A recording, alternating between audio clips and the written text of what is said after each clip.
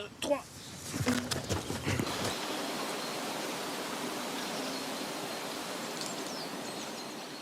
This 800-year-old roof beam is stronger today than when it was installed. Meanwhile, lumber you bought last month is already warping in your garage. Medieval builders weren't more skilled than us. They understood something about wood that we completely abandoned. And once you see why, you'll be furious. Medieval woodsmen didn't just chop trees, they diagnosed them. Before any axe touched bark, these guys would circle a tree like a doctor examining a patient. They checked the bark patterns, studied the branch angles, looked at how the crown sat on top. A crooked tree? That meant twisted grain hiding inside, and twisted grain in a roof beam. That's a collapse waiting to happen. Here's where it gets interesting. They'd actually knock on the trunk, just wrap their knuckles against it and listen. A clear ring meant dense, healthy wood. A dull thud? Something was wrong. Rot. Hollow cores. Problems you couldn't see from the outside, but could absolutely hear if you knew what to listen for. My grandfather did something similar with watermelons, actually. Same principle, different stakes. Now, location mattered enormously. Trees growing on north-facing slopes were basically gold. Why? Slower growth. Less sunlight meant the tree packed on rings tighter together. We're talking 40 rings per inch compared to maybe 8 on a fast-growing southern slope tree. That density difference translated directly into strength. Lightning-struck trees? Avoided completely. Fire damage? Walk away. These guys understood that trauma creates internal stress fractures. The beam might look perfect, split your skull open 20 years later when it cracks under load. The really skilled timber selectors could predict how long a beam would last. Within decades, some of their picks are still holding up roofs 800 years later. 800 years. Meanwhile, your local lumber yard sells wood by dimension and price. 2x4, here's your 2x4. Nobody's matching individual trees to specific jobs anymore. Nobody's reading the wood. But selecting the right tree was only half the equation. The timing of when you cut it down? That changed everything. Here's where things get interesting, and maybe a little weird. You've probably heard that medieval builders felled trees according to moon phases. Sounds like superstition, right? Something your uncle would mention after his third beer. Except it's not. German forestry researchers actually tested this. Trees cut during the waning moon, that's the period between full and new, contain 4 to 5% less moisture than trees cut during other phases.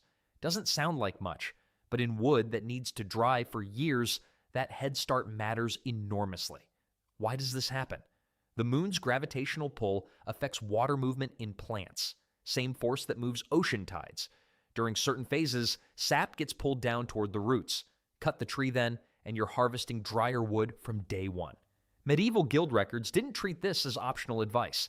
They specified exact felling dates. Break the rules, you could get expelled from your trade organization. Your career finished over moon timing, and they stacked advantages. Winter felling added another layer of protection. Dormant trees had already pulled most moisture from their outer wood into their roots for storage.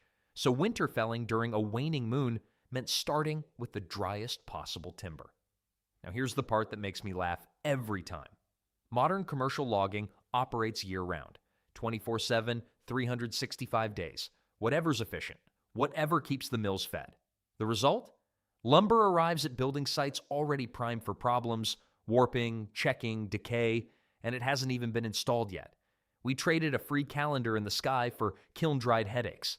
But moon timing was just the beginning, because what they did with freshly cut greenwood, that's where medieval builders really showed off.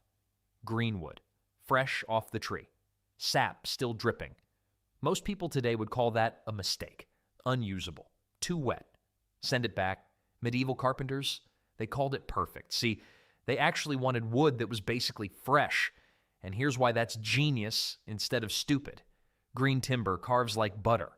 You can shape joints with hand tools in half the time. Try doing that with kiln-dried oak, and you'll wear out 3 chisels before lunch. But the real magic happened after assembly. Wood shrinks as it dries. Everyone knows that. What medieval builders understood was direction. Wood shrinks about twice as much around its growth rings as it does along its length. They use this physics like a tool. Cut a mortise and tenon joint slightly oversized.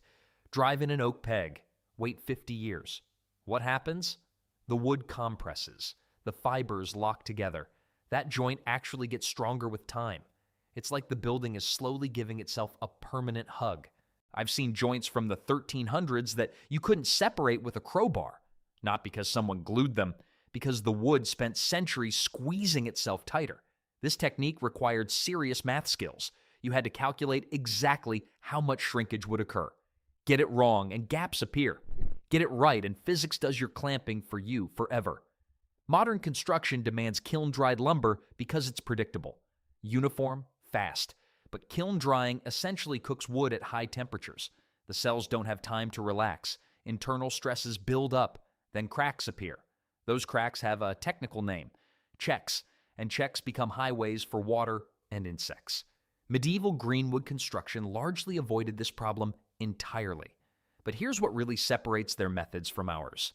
How long they were willing to wait. Here's where medieval builders start looking less like carpenters and more like wine collectors. Air-drying oak properly takes about 1 year per inch of thickness. Let that sink in. A 12-inch beam? That's over a decade of sitting in a yard, just waiting. And they actually did it. Notre Dame's roof used trees felled 50 to 80 years before anyone hammered them into place.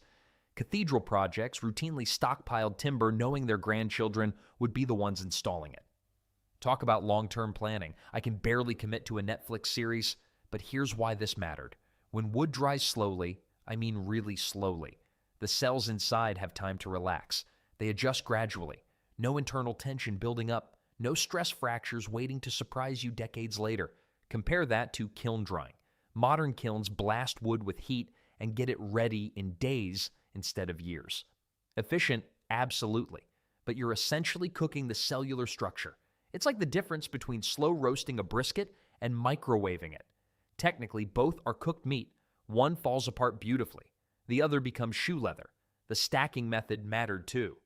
Timber went on raised platforms with spacers between each board. They arranged everything so prevailing winds flowed through the pile evenly, not randomly stacked. Engineered airflow. And the strength difference? Air-dried oak tests 20 to 30% stronger than kiln-dried oak of identical species and grade. Same tree, same wood, completely different performance. The cell walls stay intact instead of getting heat damaged. We traded patience for speed, and our buildings got weaker because of it. But slow drying was only part of their strategy. They also understood something about wood species that modern builders completely ignore, and it explains why some medieval structures survived while others rotted within years. Oak went where the weight was. Posts, beams, anything taking serious compression loads. But here's the bonus. Oak contains tannic acid naturally. Bugs hate it. Fungus can't get a foothold. One wood handling two problems. Elm? That went underwater. Its grain interlocks so tightly, you practically can't split it even if you try. Water wheels, ship keels, well linings. Anywhere wood meets water for decades, elm was the answer. Try splitting elm firewood sometime. You'll understand why they chose it for wet applications. Then there's chestnut, and this one still makes me laugh. They use chestnut for roof framing because spiders avoid it. The tannins repel insects, which means no webs accumulating in those gorgeous vaulted cathedral ceilings. Medieval builders solving a cleaning problem through material selection. That's thinking ahead. Ash became every tool handle and weapon shaft in Europe. Why? The long fibers absorb shock without splintering. When a Viking swung an axe and hit a shield, that ash handle kept his hands from going numb. Same reason baseball bats used ash for 100 years. And you? Perfect for longbows. Not because it was flexible, but because heartwood and sapwood behave completely differently. The heartwood compresses on the belly of the bow. The sapwood stretches on the back. One piece of wood doing two opposite jobs simultaneously. English archers won battles because someone centuries earlier noticed how yew behaves. Now look at modern construction. We use whatever pine grows fastest in commercial plantations. Soft, weak, identical wood going into decks, framing, furniture, fences. Same species for completely different jobs with completely different requirements. Makes sense, right? Actually, no, it makes profit. But here's something even more interesting. Medieval preservation methods were basically chemistry before anyone called it chemistry. Here's where medieval builders start looking like mad scientists. They figured out chemistry centuries before chemistry was a thing. And honestly, some of their methods sound completely insane until you realize they actually work. Take water preservation. Sounds backwards, right? Using water to protect wood from water damage. But medieval craftsmen would soak their timbers in running streams for months, not still water, running water. The constant flow leached out all the sugars and starches that fungi and insects actually eat. What remained was pure cellulose, basically indigestible wood fiber that nothing wanted to consume. Then there's bog oak. Pull a log out of an Irish peat bog after 5,000 years, and it's still workable. The combination of no oxygen and tannic acid essentially pickled the wood like a cucumber. I've held a piece of this stuff. Black as coal, hard as iron, and older than the pyramids. My personal favorite? Medieval shipwrights deliberately set their hull planks on fire. They charred the surface until it carbonized. That blackened layer became a barrier insects couldn't digest and water couldn't penetrate. Fighting fire with fire. Literally. And the beam ends. They knew end grain absorbs moisture 200 times faster than side grain, so they rubbed linseed oil into every exposed end. Simple solution. Massive results. Now here's where it gets weird. Some builders buried their timbers in manure heaps. Yes, manure. The ammonia from decomposition penetrated deep into the wood and acted as a powerful fungicide. Smelled terrible. Worked beautifully. Modern pressure-treated lumber uses chromated copper arsenate instead. Effective, sure, but it leaches toxic chemicals into soil and becomes hazardous waste after demolition. The medieval guys used fish oil and cow dung. We use poison, but preservation only works if the building design cooperates. Here's something that took me way too long to understand. Medieval buildings weren't just constructed well, they were designed to let wood do what wood naturally does: breathe. See, these builders left deliberate air gaps behind wall timbers, not because they were lazy, because they knew trapped moisture kills wood faster than direct rain ever could. A beam that gets wet and dries again? Fine. A beam that stays slightly damp for years, rotted to mush, and those massive roof overhangs you see on old structures, those weren't decorative. They extended 3 feet or more specifically to keep rain splash away from foundation timbers. Water bouncing off the ground was the enemy, and they built armor against it. Then there's the stone plinth trick. Ground floor beams sat on raised stone platforms, sometimes just 4 inches of separation between wood and damp earth. 4 inches. That tiny gap saved entire buildings for centuries. But here's where it gets clever. Window and door placements weren't random either. They created cross-ventilation that continuously moved air past structural timbers. Constant airflow meant no condensation buildup. No condensation meant no rot. Now compare that to modern construction.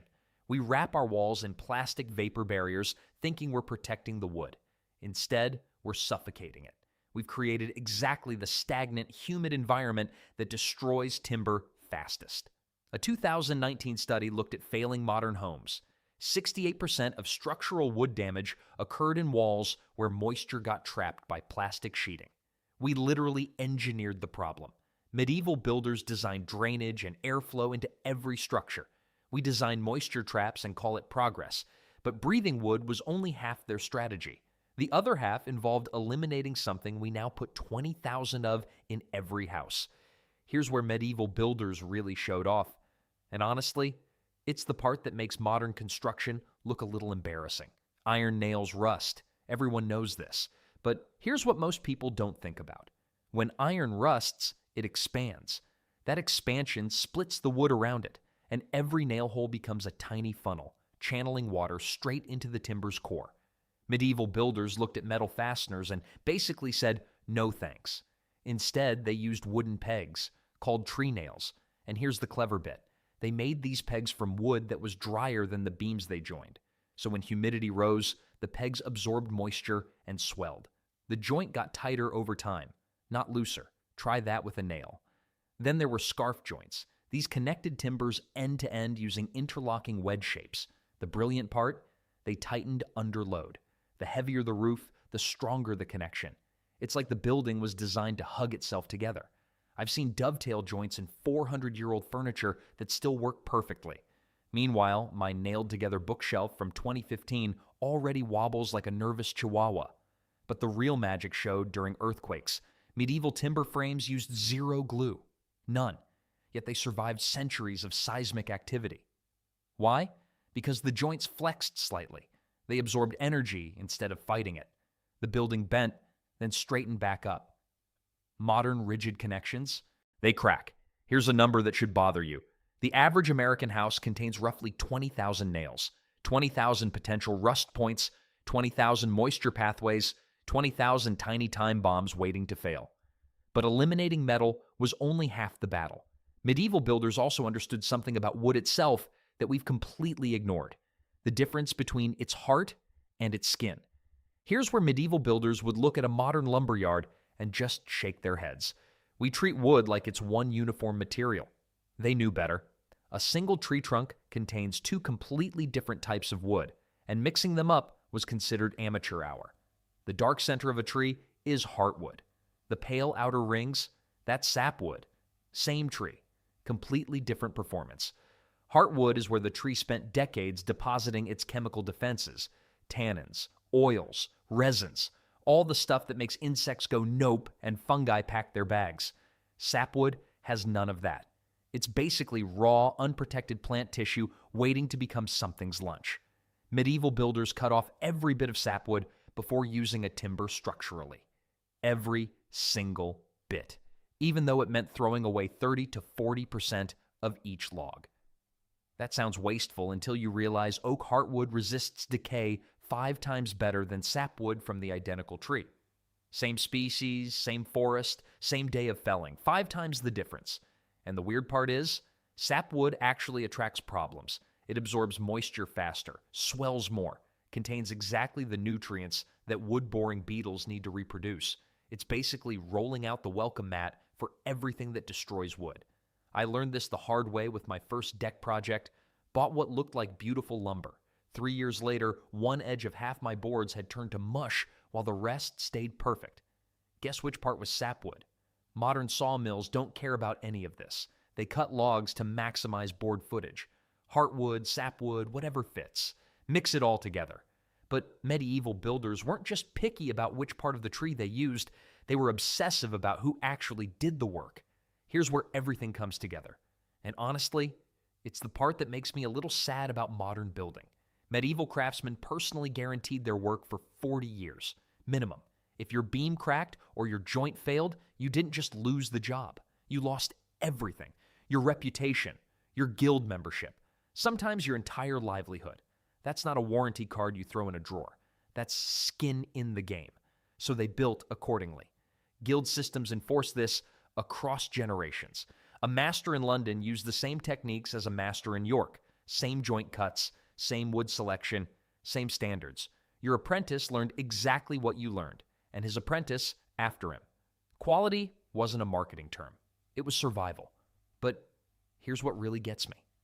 A cathedral carpenter knew his grandson might someday repair his joints. Let that sink in. He carved assembly marks into his timbers that are still readable 600 years later, still useful, still guiding repairs today. That's not ego, that's responsibility. They also oversized everything by 30 to 50% beyond what calculations said they needed. Why? Because they couldn't predict earthquakes, wars, or that future generations might hang heavier chandeliers, so they built in reserves, just in case. Modern building codes, they establish minimum standards for 30 to 50-year structural life. Minimum. We're literally designing buildings to be disposable.